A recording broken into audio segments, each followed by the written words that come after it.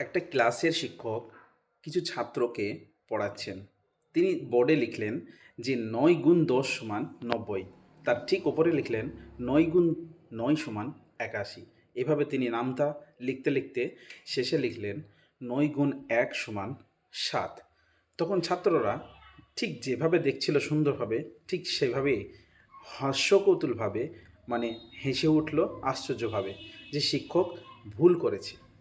এই বিষয়টি নিয়ে এই বিষয়টি নিয়ে শিক্ষক তখন বলল যে আমি ইচ্ছা করে ভুল করেছি, কেননা তোমাদের কাছে এই ভুলটা ধরার পর তোমরা হাস্যকৌতুকভাবে শিক্ষকের মান সম্মান নিয়ে ছিনিমিনি খেলতে শুরু করেছো, কিন্তু আল্লাহ তাআলা আমাদের হাজারো ভুল করার পরও আল্লাহ তাআলা ক্ষমা করে দেন এবং আমাদের মান সম্মান কোনো দিক দিয়েই কমতি রাখেন না।